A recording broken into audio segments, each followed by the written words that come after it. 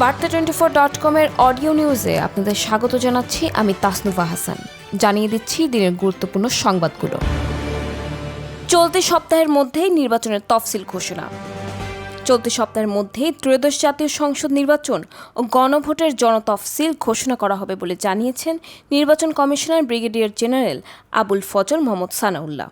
রাজধানীর আগারগাঁওয়ে নির্বাচন ভবনে সিএসির সম্মেলনের কক্ষে কমিশন সভা অনুষ্ঠিত হয়। সভা শেষে তিনি একথা বলেন। ধর্মের নামে দেশে বিভাজনের চেষ্টা চলছে। বাংলাদেশে পরিকল্পিতভাবে বড় ধরনের বিভাজন সৃষ্টির চেষ্টা করা হচ্ছে বলে অভিযোগ করেছেন বিএনপি মহাসচিব মির্জা ফখরুল ইসলাম আলমগীর।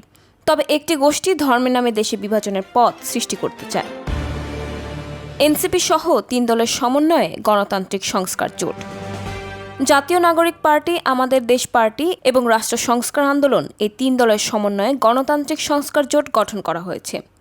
ডিআরইউতে এই নতুন জোট আত্মপ্রকাশ করে নাহিদ ইসলাম বলেন, 24-এর গণঅভ্যুত্থানের পর আমরা যে নতুন বাংলাদেশের আকাঙ্ক্ষা করেছিলাম সে বাংলাদেশ আমরা করতে পারিনি।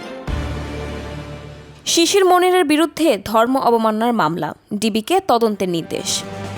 সুনামগঞ্জ 2 আসনে বাংলাদেশ জামায়াতে ইসলামী মনোনীত সংসদ সদস্য প্রার্থী অ্যাডভোকেট মোহাম্মদ শিশির মনিরের বিরুদ্ধে ধর্ম অবমাননার অভিযোগে করা মামলাটি তদন্ত করতে পুলিশের গোয়েন্দা শাখাকে নির্দেশ দিয়েছেন আদালত।